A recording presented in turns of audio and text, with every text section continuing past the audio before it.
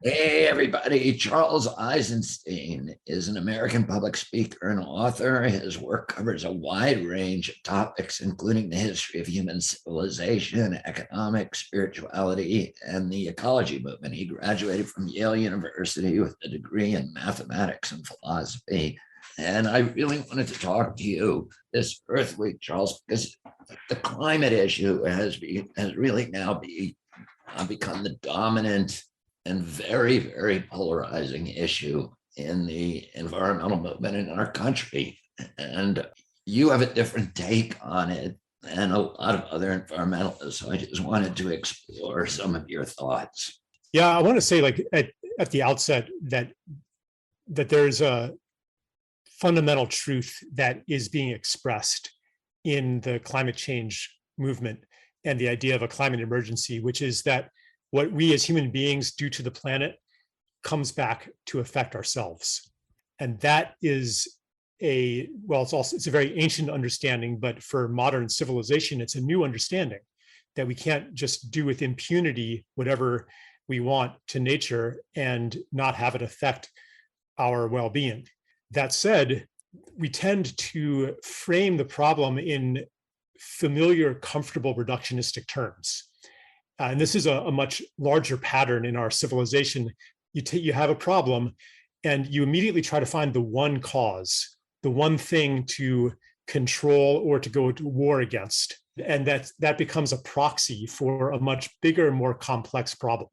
So this kind of us versus them reductionistic thinking can take the form of what I call carbon reductionism, that reduces the global ecological crisis to one thing that we can measure and technologically control. And as in many other areas of our collective lives, the things that get left out from that singular focus come back to haunt us in the long run. And this is especially true with the global ecosystem. So I like to try to expand the conversation to look at, for example, the role of forests and oceans and species and wetlands and so on and so forth, mangroves, seagrass meadows, whales, fish, et cetera, as organs of a living being. Because then we realize that when we degrade the organs, if we continue to deforest and to put out toxic pollution and to fill the oceans with plastic and to overfish the fish and to drain the wetlands and to dig enormous pit mines all over the place, then even if we cut carbon to zero, the planet still dies the death of a million cuts. So that's a little bit of that's one aspect of what I talk about environmentally. And I'll hand it back over to you. These are issues that I've been struggling with for 40 years about how do you frame a debate, how do you actually solve problems? And, carbon is a problem, and not just for warming, but the fossil fuels that we use produce carbon, to me, produce much worse outcomes. The ocean acidification, which is at this point, and there's no controversy. If you put carbon into the atmosphere, the oceans become the sink. They become more acid.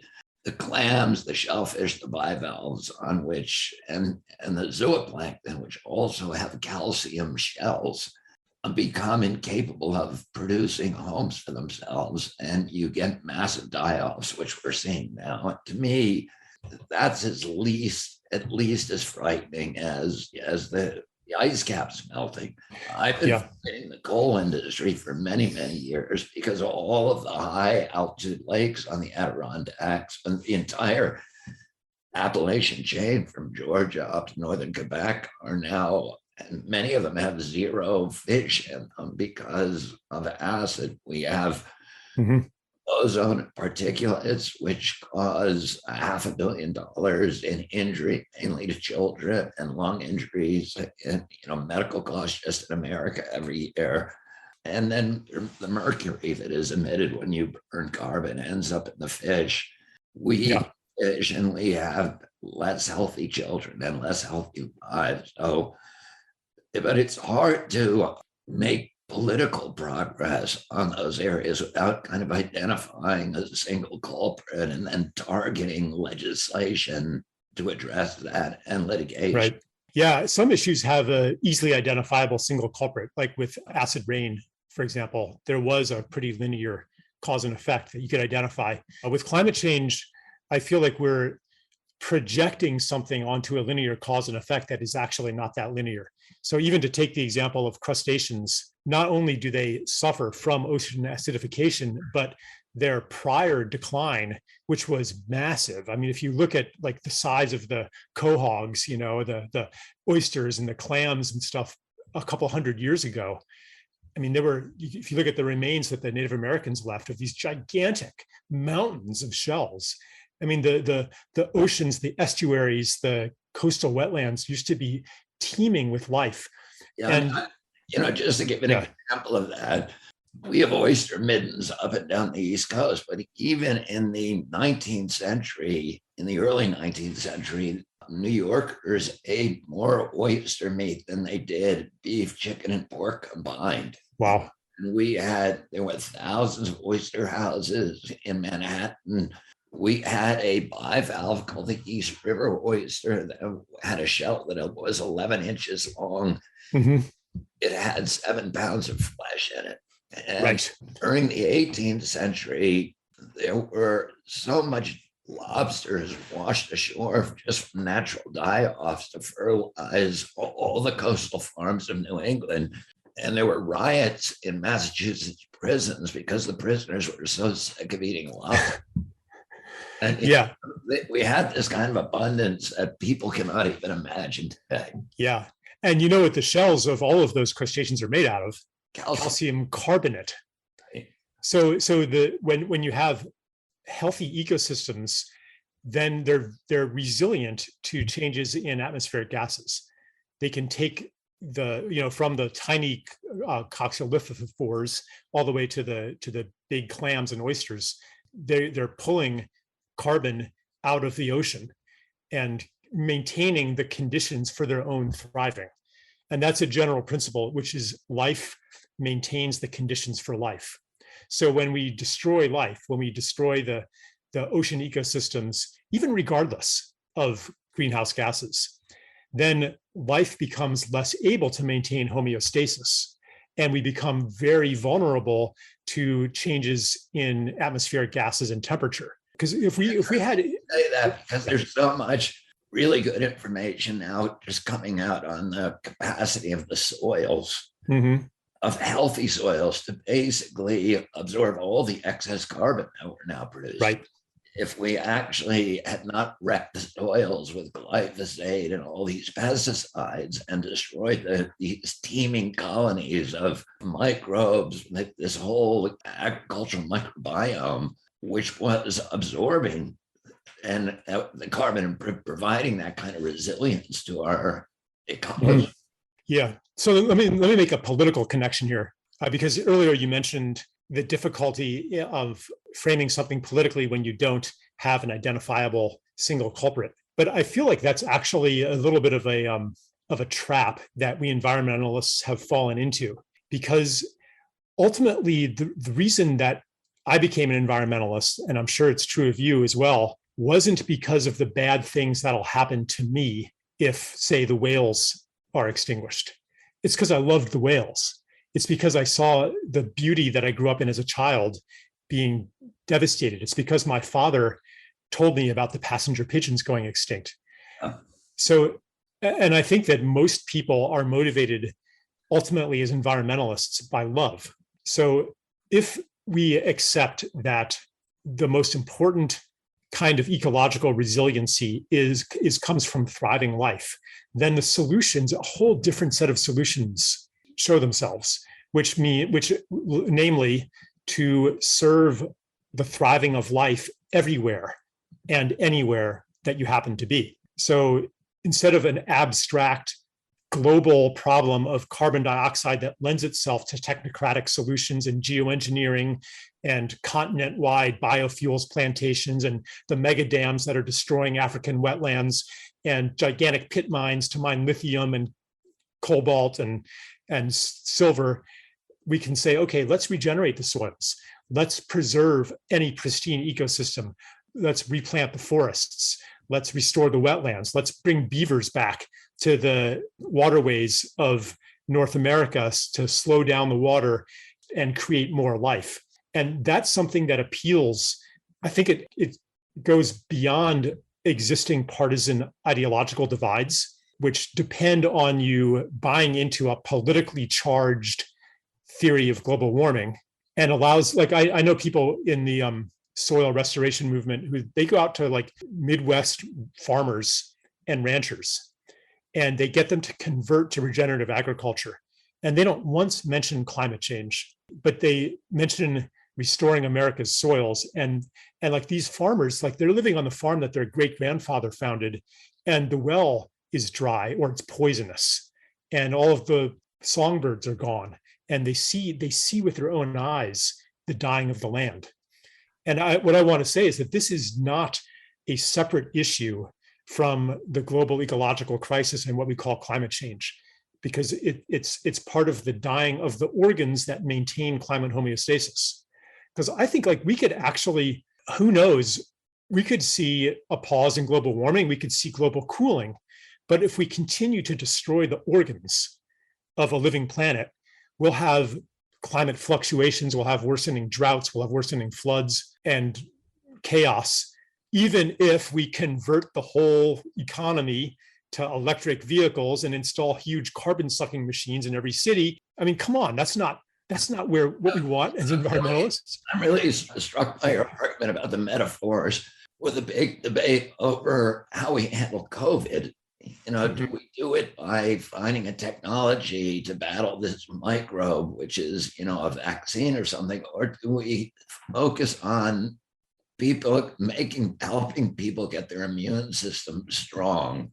Yeah, it's the same mindset. Exactly. I'm glad you picked up on that. You know, it's like there's like, so they can be resilient, not just against one variant of one microbe, but right, all microbes. I mean, we've survived for 4 billion years in one form or another on this planet by figuring out how to battle off any kind of hostile virus.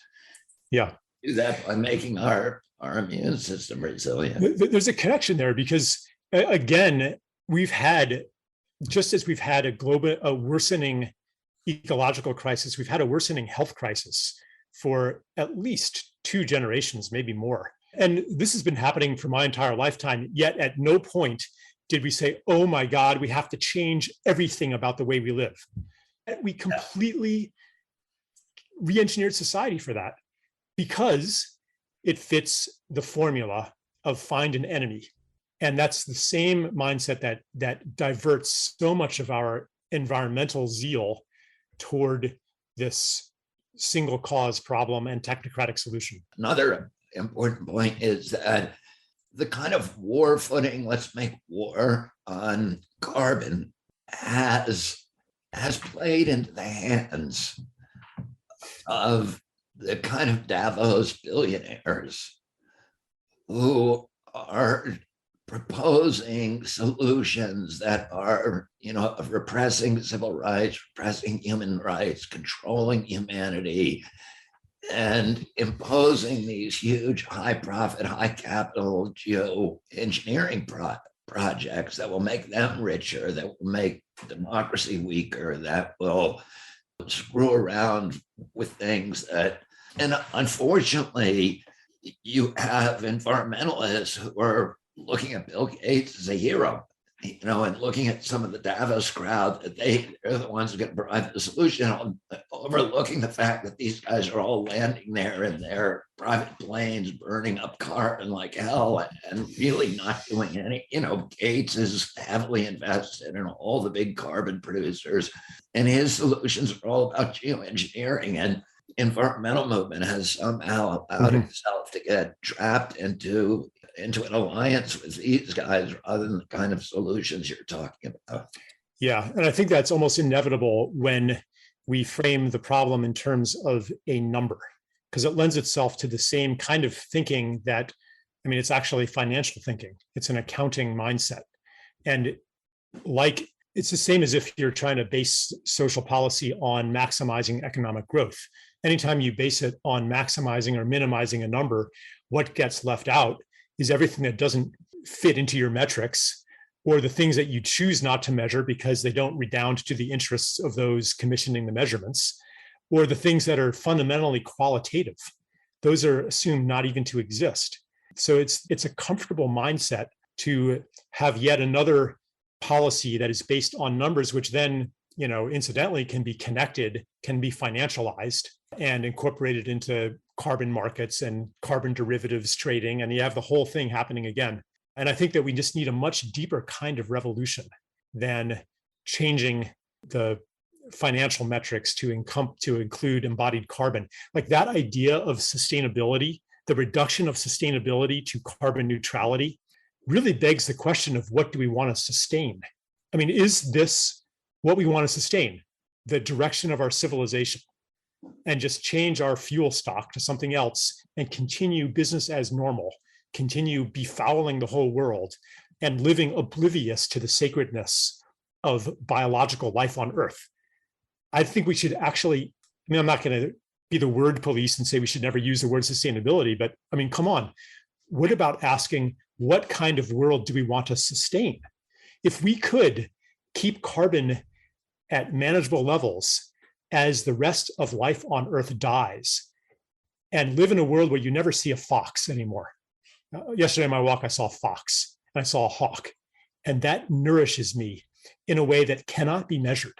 And we could maybe extinguish, like if this is one of the questions I ask in my climate book, if it were sustainable to continue to deforest and destroy the fish and ruin life on Earth, and we could make up for it with geoengineering and maybe someday live in bubble cities with a rising GDP and digital replicas of all of the life that has been extinguished. If we could do it, do you want to?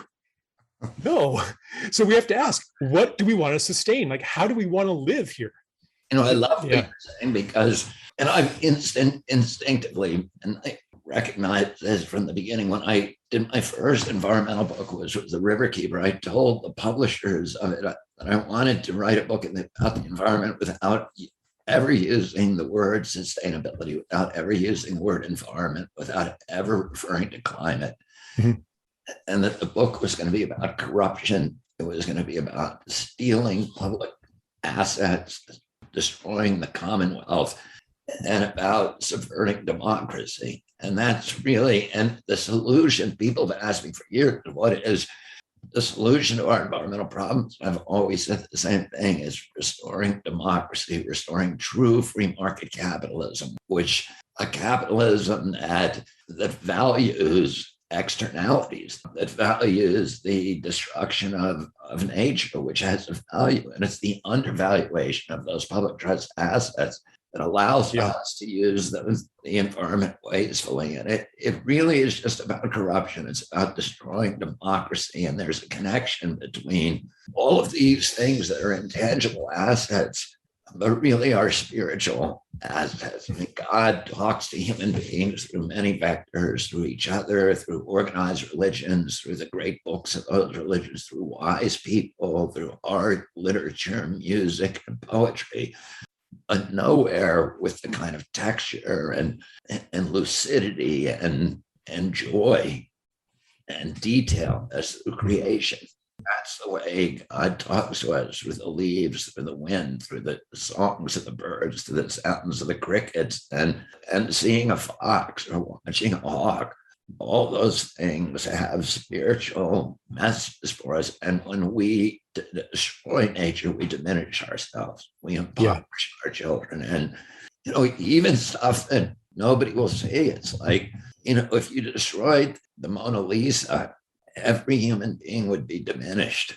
If you destroy Yosemite, or if you destroy the last of a species, all of us, everybody on the planet is diminished by that. And children are, even their capacity to imagine is constrained. Yeah, I one of the critiques I have of environmental rhetoric these days is to make it all about whether we're going to survive or not. Because I think if these geoengineering things work, then maybe we could have no more Amazon rainforest and still survive. Yet, as you were saying, something in us would die. if any species goes extinct, if any place is ruined, something, even if we don't literally die, something inside of us dies. And it's the valuing of that that really escapes economic logic altogether. Like, I think it is maybe a positive step to put a value on ecosystems, to internalize ecological externalities and so forth. But what finite value can you put on creation? I remember reading an article saying it's tough to quantify in money, in dollars and cents. Yeah, if you quantify it, you're already reducing it. So say you value the Amazon, its ecosystem services at $10 trillion. Okay, by that logic, if you could make 20 trillion by cutting it down and turning it into a gigantic pit mine, then you should do it. If you've agreed that it's worth 10 trillion. So we have to have some way outside of quantitative logic to make our collective decisions. And not only about environment, it's also true of public health. Like, when you let the epidemiologists make the public policies, and what they include in their metrics is about mortality statistics and so on and so forth, cases, but doesn't include the value of hugs and seeing our full faces and conviviality and children learning about emotions by seeing adults' faces. And I mean, like, all of those things that you can't measure, doesn't include those. And I think this is one of the big points of emergence for our culture now, is how do we incorporate qualitative values into our civic lives? Because it's all been about the science, and science is about metrics, science is about data, science is about quantity. And I don't have an answer to this question, but I want to say that I want to affirm its importance and the part of all of us that recognizes that we can't live life by the numbers, personally or collectively. Yeah. Yeah. Like, there's stuff that's sacred. Like, let's at least agree that it's sacred and say, and I don't know what to do with it, but it's important. There's a part of pretty much every human being that loves nature, that recognizes its sacredness, and that is facing dilemmas. I don't know if you ever met Polly Higgins, who passed away a few years ago, amazing earth lawyer in the UK. She was one of the big forces behind rights of nature. And anyway, she once described a meeting she had had with a coal company executive. And he said, you know, Polly, you're right. I agree with everything you say, but I can't say that publicly because my board of directors would fire me and middle management would rebel and they would replace me with somebody even worse. Well, at the same time, the board of directors might be privately entertaining thoughts like that too. And same with middle management. And so basically we have to recognize that we're all stuck, to some extent, at least stuck in a system that no one in their hearts actually, or almost no one, when there are strong ideologies of progress through the conquest of nature that the technocracy embraces to some extent, but most of us, at least to some extent, feel alienated by the system and the values that system embodies that we live in. Yeah, I suspect that coal company manager was probably Jim Rogers, who runs Duke Energy, who when I was suing them for so long, for many years, but when you'd sit down with him, he would make those arguments. He'd say, look, I have the biggest coal fleet in the country in terms of coal burning power plants. They're all fully amortized, which means I can generate power for 2 cents a kilowatt hour when everyone else is doing it for 11 cents, 14 cents a kilowatt hour. And I'd like to close down those coal plants because they're acidifying every lake in North Carolina and they're contaminating the fish with mercury. And I don't want my kids to grow up there. And I've gone up to Congress and said, make me pay for those externalities, force us so that we can no longer produce free energy from these plants. We actually have to pay for our externalities. Yeah. And Congress wouldn't do it. And so his narrative is, I am forced to do this because if I close one of those plants, any one of my shareholders can sue me and they will win that lawsuit because I'm wasting corporate assets or some. Right. No. And so we're locked into this. So he said, Bobby, thank you for suing me to make it easier to do what my heart really wants to do. Right. I've had people tell me that before. Mhm. Why? Yeah. So sometimes, yeah, my shareholders would sue me, et cetera, et cetera. That can be kind of a convenient excuse for what's really a lack of courage. Because I think that however trapped we may seem, there's always a natural next step that's at the edge of courage that we can recognize, we can distinguish what is an excuse for not making a change and what's something that is actually possible. Maybe it's audacious, but it's possible. And I'm scared to do it, but I'm ready to do it. I think all of us face those moments in our lives where it's the moment to take a new step of courage, motivated. And then the word courage, speaks to the source, to its source, which is love, right? Courage means literally a capacity of the heart. So to kind of loop it back into environmental strategy and rhetoric, I just keep coming back to, we have to root it in love of life and not as much fear of the bad things that'll happen to us. Like imagine, here's a little story. Imagine if I've got a 9-year-old son, right? I do have a 9-year-old son, and imagine that I'm neglecting him and I'm not feeding him and he's locked outside at night, and I'm just treating him terribly.